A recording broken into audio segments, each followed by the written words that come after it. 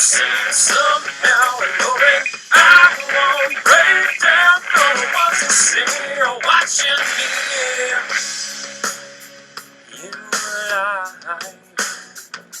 in the on-train guys of the undisguised. Fake meaningful gestures. Too clever, dancing, dreaming, thinking that I could give a fuck if I only knew what's gonna break down this wall of fantasy. So when I am down, falling out of sphere of breathing. So reckless down the morning, missing somehow alone. I won't break down for the ones who see you watching me.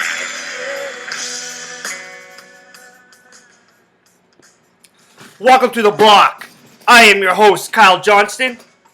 It's for the late night addicts, the early morning coffee drinkers. Let's begin. You can find my work on Twitter at KJ_theblock.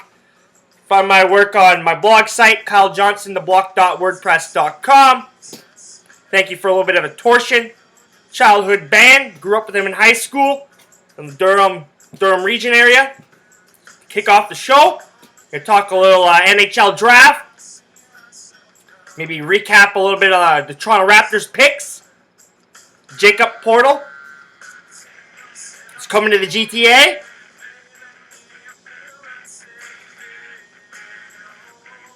Siakam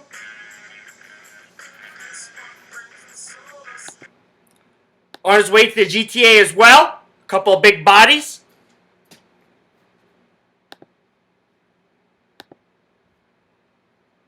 The Euros kick off tomorrow. Bright and early, 9 o'clock. 3 games on the board. They go Poland and Switzerland kick it off tomorrow.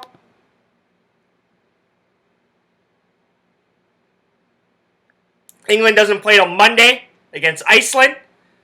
Well, a lot of people, and even myself included, I didn't want to play Portugal in the round of 16. No. Not with our history with Portugal. Not with our history in knockout games. Now, is Iceland the perfect matchup? No. They're a team that sits back. They park the bus, put 10 guys behind the ball, sometimes 11 guys behind the ball. It's going to be tough for England to break them down. It's going to be slow and methodical in the midfield like usual. We're going to have to speed it up, England. We're going to have to speed up our passing big time in the middle of the field. Obviously, there's no need to change our formation, but by halftime, we'll definitely have a feel of the game. And if Iceland's only got one guy up top threatening, there's no sense having 4 guys sitting back there. We're going to have to either press one of our fullbacks up into that, wing back position, or fuck it and go 3 at the back and that's it, and put on another playmaker. My bet 365 is being a fucking bitch right now. Why, I don't know.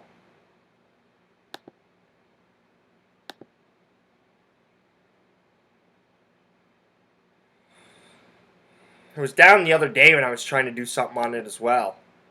Pisses me off.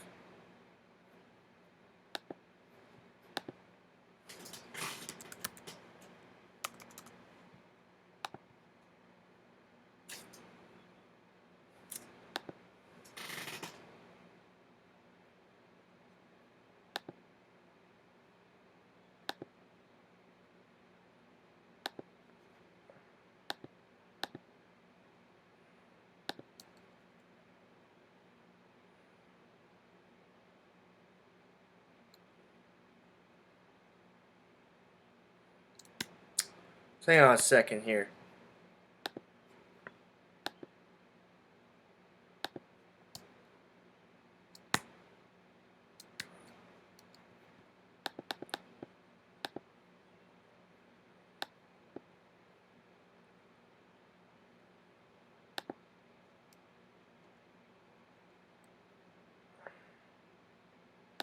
There we go. That's what I'm looking for. Now, if I right now, everything would be fucking great. But it's not. I don't even got my bets in right now. Bet 365 is messing around. My flash drive's kind of been a little messed up or something like that too. I've been re-upgrading my computer and making sure everything's fine, up to snuff, updated. But everything else wants to work. So anyways,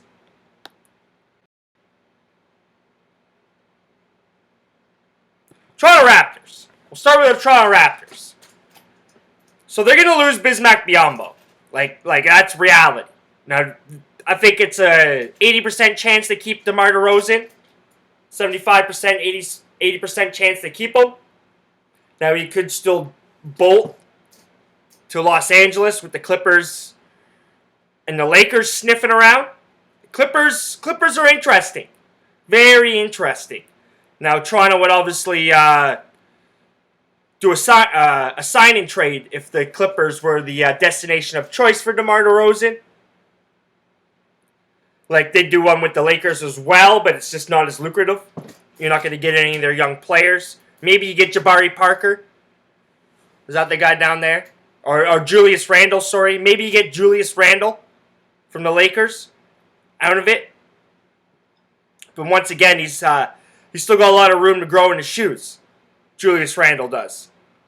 He got injured in his first year, but he's put together a solid season last year. Put together a solid campaign. But with Bismack Biyombo leaving, and Luis Scola, pretty sure he's an unrestricted free agent. And that being said, he's 35, 36 years old. And Patrick Patterson, he's not going to cut it. The Raptors need a lot of help at the power forward position and the backup center position. So they went and they took Jakob Poeltl, center from Utah, from Austria, from Vienna. He played for Utah last year, so he's got the sense of the American game, playing in the NCAA. He's a big body, 7-footer.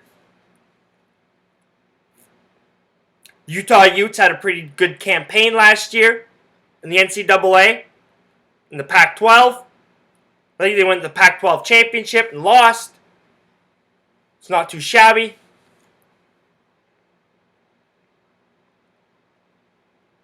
Not too bad at all. Utah's been a good program over the last 5-6 years. Basketball. So out of the top 10 picks in the NBA draft, Jakob Poeltl, he's probably top 3, top 4 NBA ready out of the top 10 picks. I agree with Coach Cal. I agree with him when he says that Jamal Murray is going to be the most NBA ready, and he's going to lead the rookies in scoring. And I think he's going to win the Rookie of the Year next year. I really do.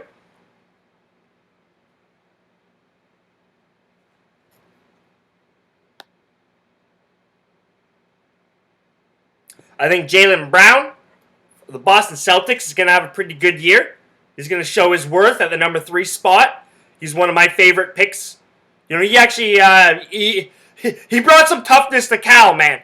And if you're a handicapper of NCAA basketball over the years, you know that Cal's been pretty soft. And Cal had a different attitude last year with Jaylen Brown. One of their leaders, one of their top players.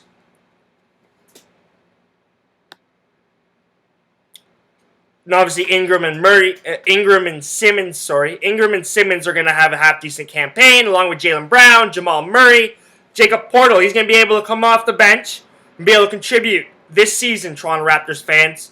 So you're not getting one of these picks where you're going to have to wait a little while, like Bruno Caboclo, even though I think he's going to have an impact this year. It's his 3rd season in the NBA now.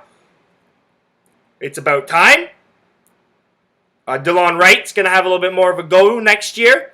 And he's a smart point guard. He's going to be an NBA point guard. If Toronto's patience. He's got the smarts to be able to be a backup NBA point guard.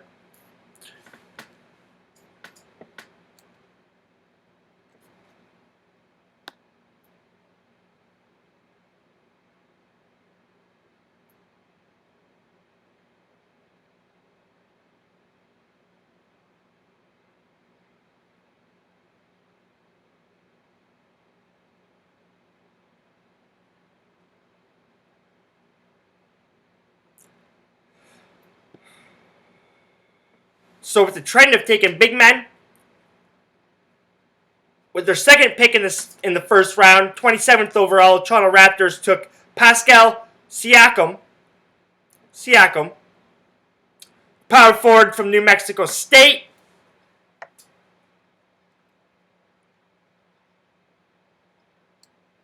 I think Siakam's Senegalese or one of the African nations. That's his background. So he's got the Bismack Biyombo traits to him. He's an high energy guy. You know, he strictly focuses on defense, protecting the rim. He's not really a true center, but in this day and age where everybody's going small ball, he can definitely fill in at the number 5 spot easily, as Bismack Biyombo did. But he's a little more, you gotta be a little bit more patient. Maybe we'll see him towards the end of next year. Depends on how a couple of the other Toronto Raptors big men prospects turn out. They were playing that Valero, or it's not Verjao, but it's like Verjao. They were playing him near the end of last year and into the playoffs a little bit. See how he develops. But all in all, it was a pretty good draft for the Raptors. I would have liked to have seen them make a move with that number 9 pick. And didn't strictly just focus on the 27th pick to upgrade their team with a prospect. Because, you know, you got Powell, you got Wright, you got Caboclo coming along. Valanciunas is still rather young. If you still keep DeMar DeRozan and get Kyle Lowry re-signed again, you know, you got some guys in the prime, some guys that are pretty young. You got a nice young core of guys that are, you know, just getting out of their young stage and guys that are in their prime.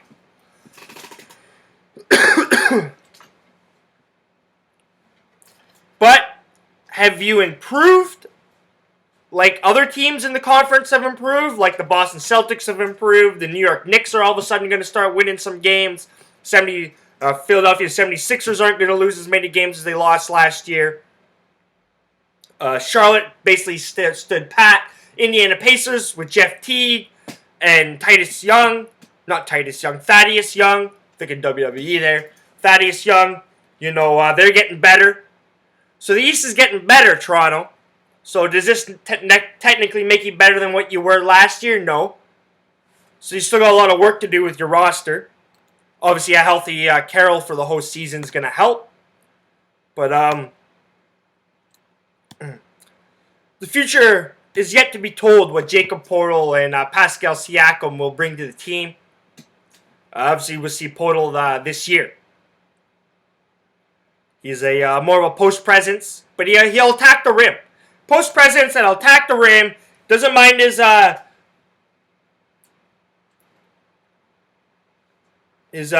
fake shot, his pump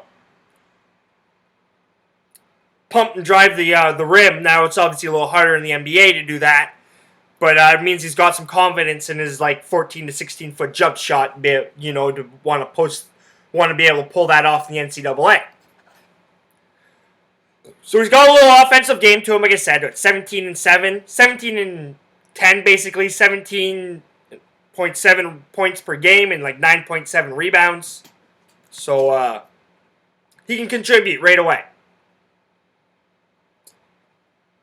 Would have loved to have seen Marquise Chris follow the Raptors. He was close. He went to the Sacramento Kings, a pick before him. And then Jamal Murray went to the Denver Nuggets, 2 picks before. Seeing 6 picks go by and Jamal Murray still sitting there was, you know, you started to think, started to question, and should have the Toronto Raptors traded up to grab Jamal Murray? I think, yeah. I think if there was any way that you could include the 9th pick overall and something else, I think the Raptors got 4 solid picks in the next 2 drafts. I think if you could have included something plus the 9th overall pick to move up and grab Jamal Murray, I think that would have been the route to go. That would have been the way to go. That would have got the fan base excited. You know, like I said earlier, I agree with Coach Cal. He's going to be definitely a nomination for Rookie of the Year. I wouldn't be shocked if he leads the league in rookie scoring. He's definitely NBA ready. He's kind of what the Raptors need a little bit. be honest with you. He will grow into a half-decent small forward, in my opinion. Now he's a little bit more of a shooting guard right now.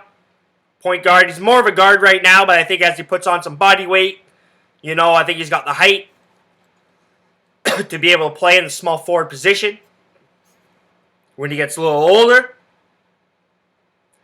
But obviously, if the Raptors had him, they could obviously push DeMar DeRozan to the small forward position, and problem solved. But that is what it is. So we'll move over to the NHL. Just want to get my throat cleared up here before we get to some hockey talk.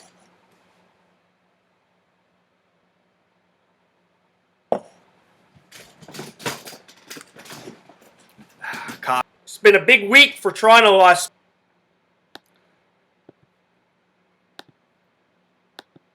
So obviously the flash drive's got no problem going.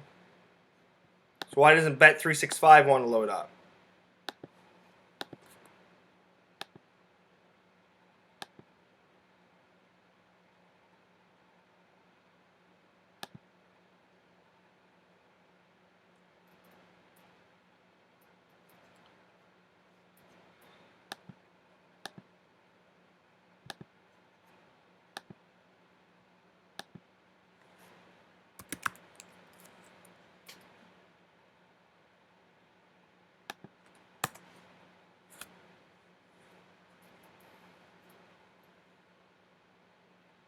Huh.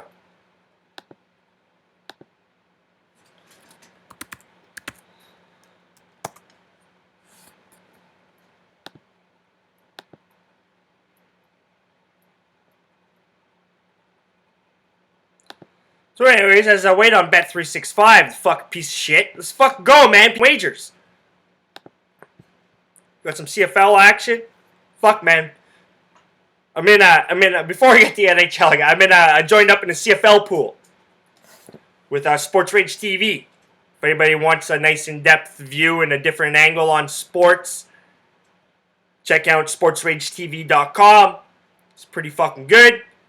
Sports Rage is usually podcast every night, 9 o'clock. Check it out. But joined up with their CFL pool. And I love my football. I'm a big Tennessee Titans fan. And I'm familiar with the CFL. Fuck, I live here in the GTA, man. Like, I live here in Canada, so I see the highlight packs, I read about it, I'm familiar with most of the fucking players, but, fuck, man, there's a lot of change over in the CFL. Fuck, the team's changed so much. So, I've been studying on the CFL for the last 2-3 days. So, I know the first 3 weeks, first few weeks, at least, are going to be very rough. Till I figure out, just how exactly this works. It's based on, a salary cap. I don't do a whole lot of pools based on salary caps. Most of my fantasy leagues are draft leagues. Most of my other pools that go into are bracket pools. So it's a little out of my element, but I'll figure it out and I'll iron it down. I just gotta stay in somewhat contention. As long as I just want to stay on the last place till I figure this out. It's gonna 2 or 3 weeks. I'll figure it out. Basically figured out last night that Toronto's defense sucks. Toronto's not a very good team. The Argos are fucking awful. Hamilton Tiger Cats with a backup quarterback. Fucking roll in. Fucking smoke show the Argos. It's a fucking train wreck. And the under. Train wreck. Argos and the under tees. Fucking train wreck. But anyways, that's interesting. I'll keep you updated about my CFL pool, where I stand, stuff like that. It's a good thing about sportsragetv.com is that he always does fantasy pools with all his guests and his viewers. He's got a few shows on TV, does his podcast, throws down his sports picks. So for anybody interested, check it out. It's fucking big influence on my life here and get into the sports media. Like I said, if fucking Bet365 would fucking cooperate, it'd be a lot fucking better. So let's move over to the NHL. So like I said, the NHL draft's tonight. It's a big week for Toronto sports. Toronto Maple Leafs have the first overall pick. Basically all signed, sealed, and delivered. Austin Matthews. I'm going to hear about Austin Matthews fucking every day for the next fucking 365 fucking days. Doesn't matter what happens. Doesn't matter if he's hurt. Doesn't matter if he goes over. Doesn't matter. So all I'm going to hear about is Austin Matthews. So photographers, videographers, whoever, get as much fucking footage of Austin Matthews as possible because people are going to be buying it. Media outlets are going to be buying it. Fuck, man. That's all I'm going to hear about. Is Austin Matthews Conor McGregor? No. Conor McDavid? No. He's far from Conor McDavid. He's more of a Jack Eichel for all you Toronto fans out there. If you want a half-decent resemblance, I hear all these talks. I just love it when I hear fucking people comparing these young guys to fucking older guys. Oh, he's a Jonathan Taves. Like, well, no one knew what Jonathan Taves was until he fucking played a few years in the league. Until he played in the World Juniors. Then a few years in the league. Even after the World Juniors, no one was talking about how clutch he was. We were kind of fucking, just kind of in awe of what he did in the fucking shootout. And it took him a couple years. Same as Sid Crosby to find out what kind of a player he was. A lot of people thought he was flash and dash. But no, he's a fucking pretty good grinder in the corners. No one really knew what Patrick Kane was coming out in the fucking draft.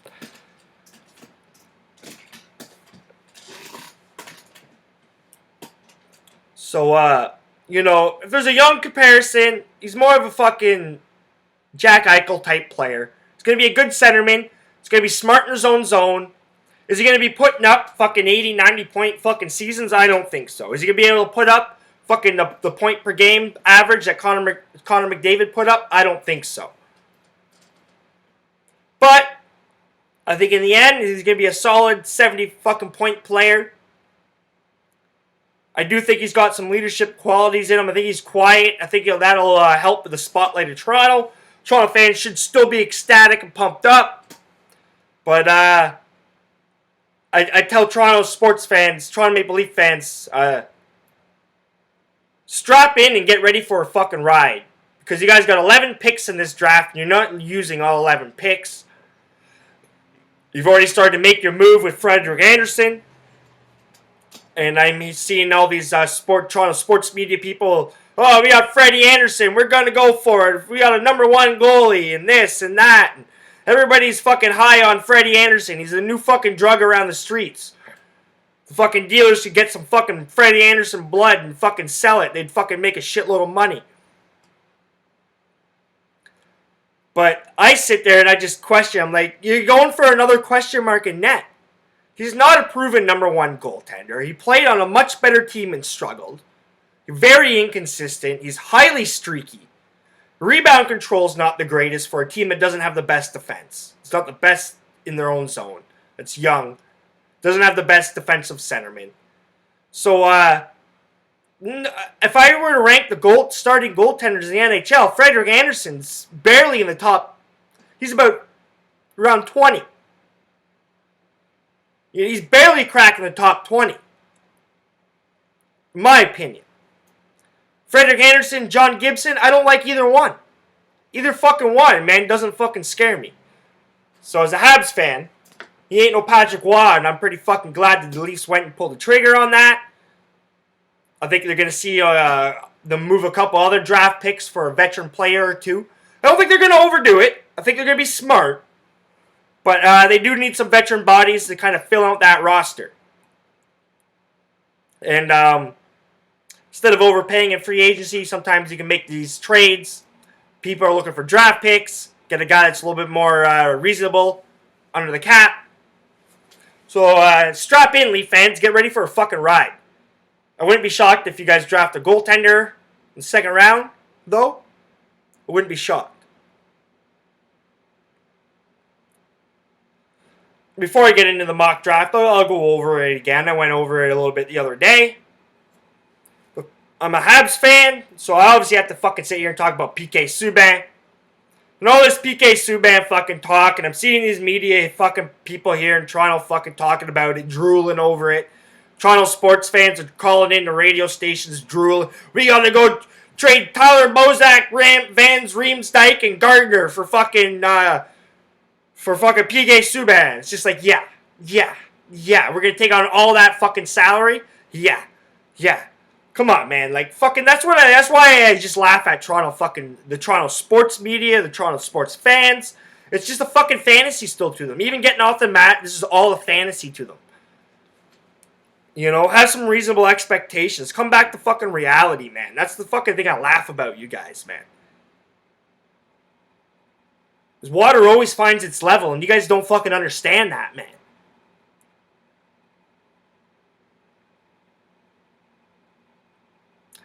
So for all these fucking people who think PK Subban's gonna be traded, you guys are fucking crazy. It's gonna be one hell of a fucking package to fucking pry PK Subban and fucking Montreal. And for the main reason is the fucking owners want him there. The owners went and got the deal done in the first place. The owners fucking want him there. The owners like him in the community. The owners like him as a fucking person. The owners like him as a personality in hockey. And he's probably, in my opinion, he's a top 10 defenseman in the fucking NHL. Pushing that. Top 15 for sure. Top 10 quite possibly. Am I glad he's not on fucking the World Cup of Hockey? Yeah. Because we got a fucking season to worry about. That's why I hope Carey Price isn't even the number one goalie. Fuck, buddy. Use that as fucking condition and get back. You know, face some fucking real shooters and practice and shit. Fucking get ready for the season. So PK Subban's not going fucking anywhere. Any fucking real Montreal Canadiens fan that's been to Montreal, that's been to the Bell Center, I've been to Bell Center many times, been in and around the fucking city, we fucking absolutely love the fucking guy. And we're hearing, oh, there's gotta be a rift. Just because why is it every time Montreal fucking plays bad or has a bad fucking year, there's always a problem in the dressing room? You know? Why? You know, people are asking me, oh, what's with the dress? I'm like, I watched every fucking game last year and I didn't get the fucking sense that there was fucking really any fucking big divide in the fucking dressing room. Nobody's fucking banging other people's wives in the dressing room. Nobody's fucking out there fucking doing drugs and tattling people out there. Matt Pacioretty's quiet, PK Subban's eccentric. So what, man? We see it in fucking Patrick Kane, always in the media. Jonathan Taves, you never fucking hear about him. Nothing's ever fucking said about that. Fucking sometimes this media and the fucking Canada, especially the hockey media, is so fucking biased, man. Sometimes they're so fucking bored. So fucking PK Subban's not going anywhere unless it's something fucking crazy.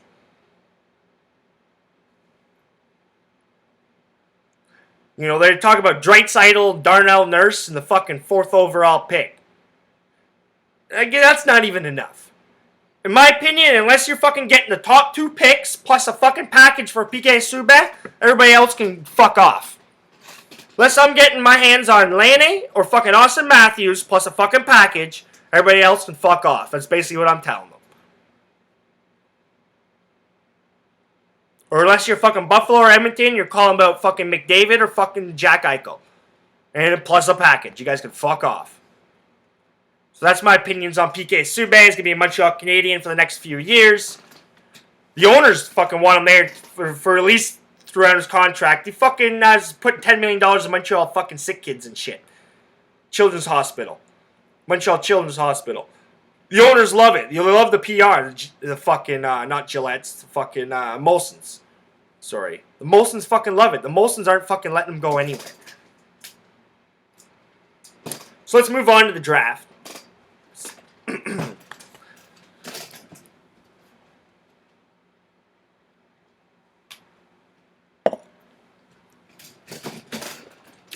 Sorry about that. I just really have a thing about fucking... I just hate drinking on camera.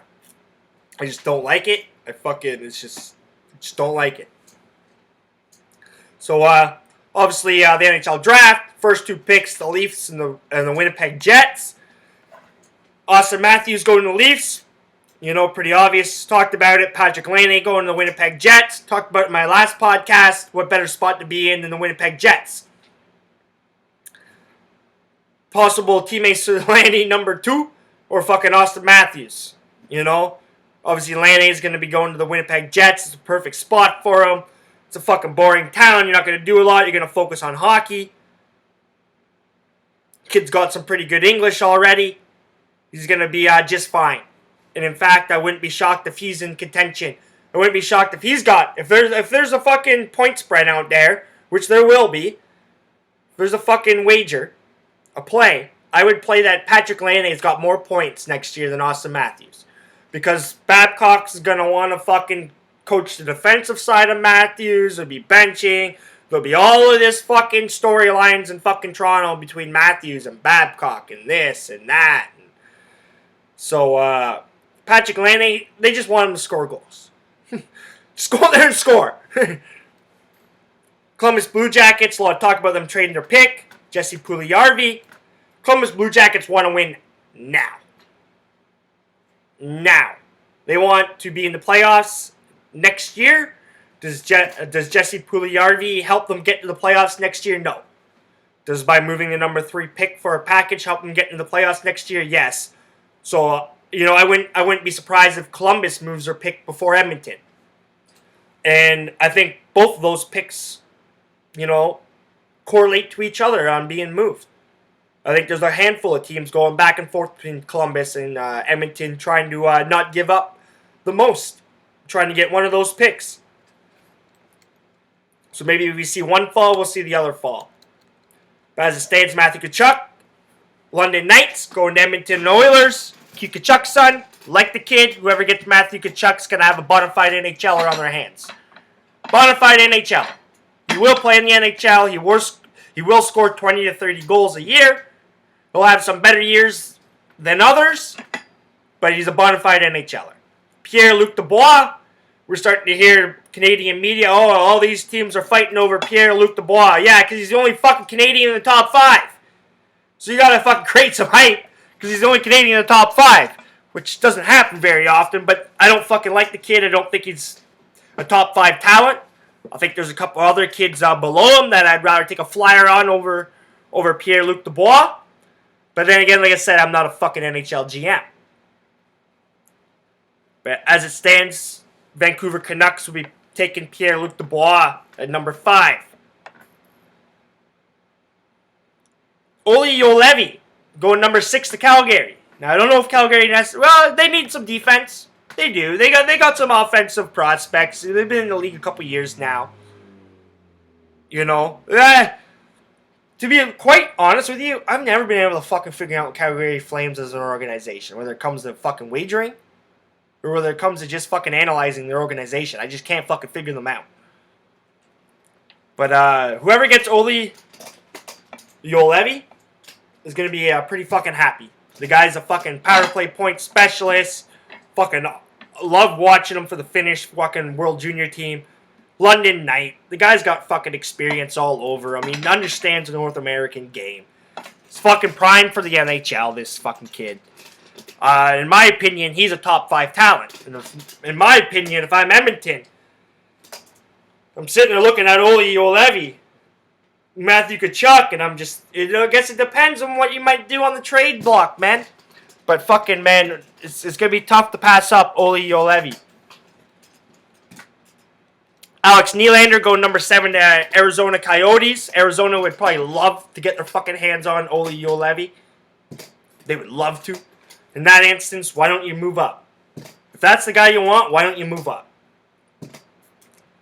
In my last podcast, I told you about, I did color commentating for the Steelheads. Alex Nylander, nice fucking behind the back pass, going behind the net was my first fucking analyst of a goal in the OHL. It was pretty fucking awesome. Like I said, he picked the puck up with some speed. Looked like he was going to do a wraparound or fucking, go around the back of the net and see if he can find somebody open. But as he was doing that, had the fucking sense, the vision, the creativity to do the behind the back pass as he was still in motion to his winger that was fucking cutting, driving to the net, and he just kind of tapped it in, slid it in from the top of the crease. A beautiful goal. Fucking beautiful goal. Shows you why NHL fucking scouts are drooling over this guy.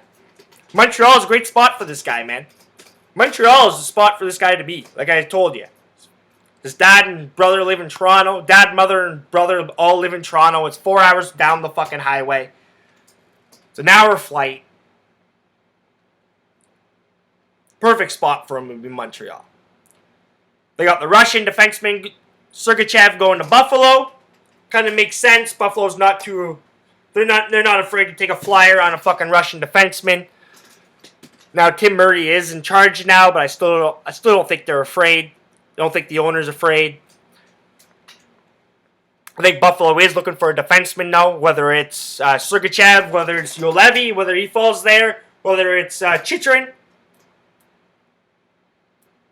They got Logan Brown, the big 6'6", 6'4" centerman from Windsor, going to the Montreal Canadiens. I'm satisfied with it. I don't mind it. I'd rather get a guy like Alex Nylander. But I want one or the other. I want Logan Brown, the big centerman, or Alex Nylander. I don't really want to take the flyer on the Russian defenseman. No, thank you. If Juolevi does fall to number 9, sweet. I'd fucking take him. Why wouldn't you take a top 5 talent at number 9? Tyson Yost, don't know much about him, going number 10 to Colorado. Clayton Keller, going number 11 to New Jersey. That sounds like a New Jersey pick. Now, I wouldn't mind this kid going to Montreal as well. Montreal had sniffed around the U.S. developmental program a lot. This guy did eclipse Phil Kessel for the all-time goal scorers, all-time goals and goal scoring for the under 18 developmental team. So it goes Clayton Keller number 1, Phil Kessel number 2, Patrick Kane number 3. So the guy's in some fucking pretty good fucking talent.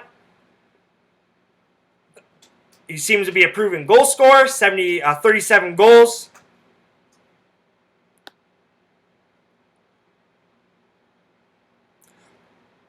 .37 goals, 70 assists, 107 points last year. Fuck, man, this guy can put the puck in the back of the net. So, Clayton Keller, Alex Nylander, or Logan Brown. That's basically who I want. I'd say Nylander, 1, Keller, 2, I'll take Brown, 3. Obviously, Oli Juolevi, if he falls down to number 9, which I don't think is going to happen, that could change things, but I don't mind Clayton Keller. They got Chychrun going to Ottawa Senators at 12. Then it obviously gets, once you get past like 12 or 13, it's kind of a fucking Wild West. They got Michael McLeod for the Mississauga Steelheads going to Minnesota at 15. I didn't see anything special from Michael McLeod. Now again, Michael McLeod didn't play the game I called. He was hurt. He was a high draft pick. Didn't have a great first year, but kind of came around the second year. 21 goals, 40 assists, 61 points in the O. Nothing special. Nothing flashy about this guy. He's definitely more of a two-way centerman. Meh. Is he worthy of a top 15 pick in the NHL draft? I don't think so.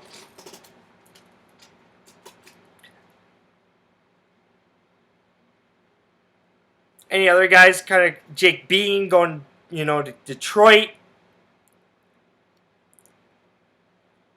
Rub stuff going to the Islanders. The Russian centerman. It's interesting to see where Russians go. A lot of teams are weary of them because they have contracts over in the KHL and shit like that. Rasmus Asplund. I remember seeing a little bit of this guy going to Dallas. That's a typical Dallas pick.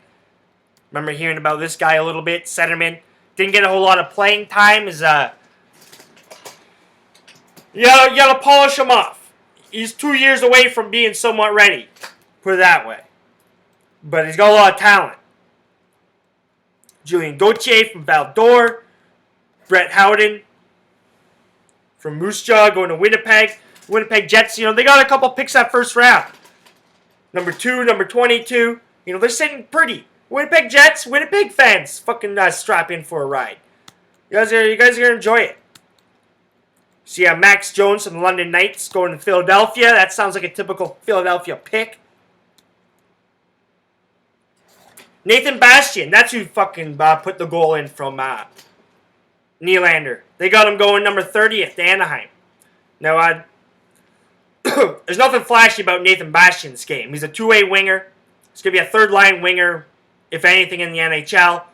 He can get you maybe 12 or 15 goals, something like that. Good penalty killer. He could he went up and down the top 3 lines of Mississauga. He had a good game when I watched him. Fucking very good defensively. Very good defensively.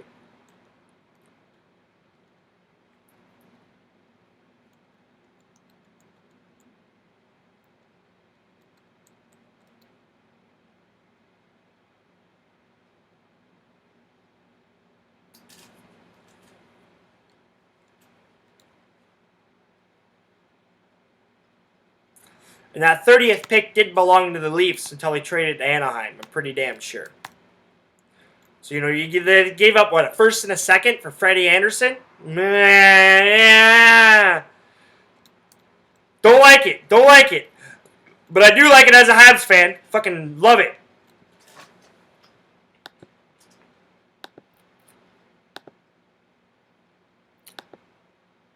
So, I'll tweet out my sports picks later tonight. Once I get Bet365 up and running, I don't know what's going on. Maybe I'll have to restart my computer. But I'm getting, my flash, everything else seems to be fucking working. I've been reading some rumors about the Habs interested in Matt Duchene. Makes sense. But we don't got the talent to give up for him. I don't think we're going to give up Sherbeck or McCarron or, one guy that's always been bugging me is that fucking Montreal defenseman.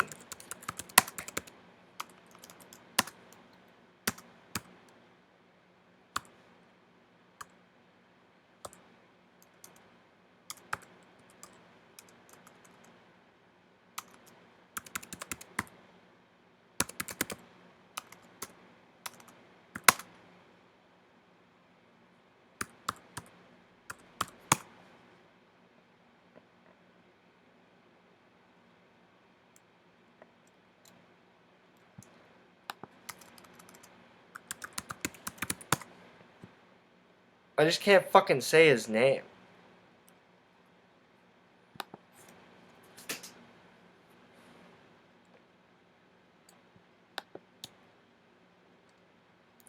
Noah Juleson. That's what his name is. Noah Juleson.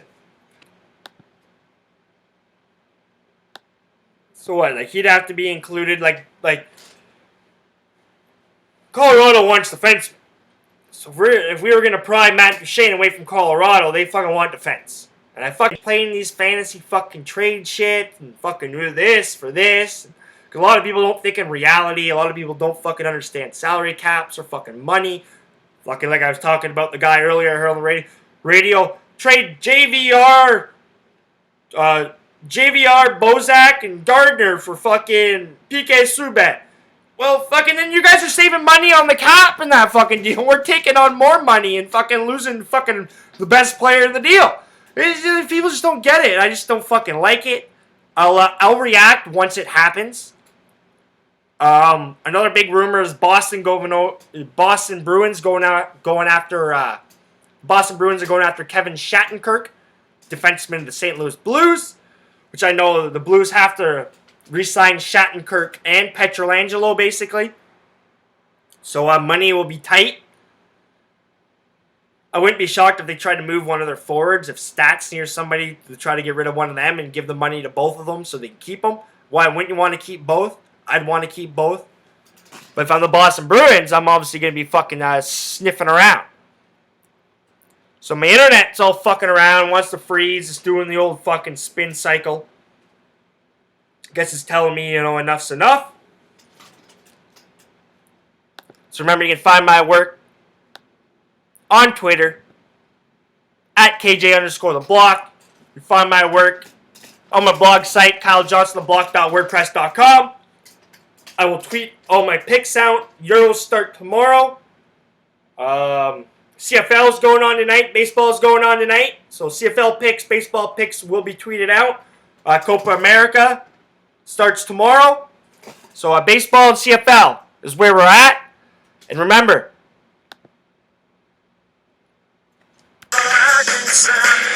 if you're not laying the money down on the table, you're not winning. So fuck your latest hypocrisy. I will not relax my greed, yeah.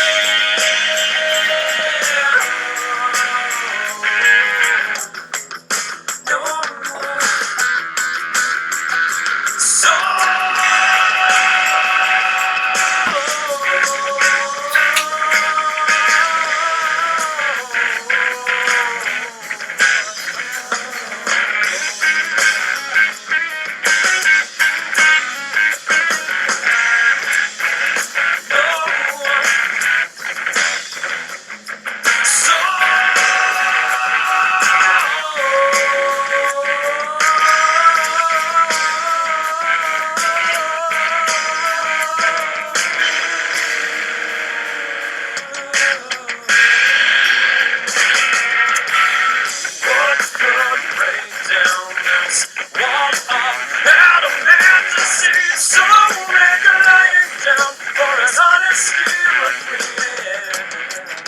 for it. Cries about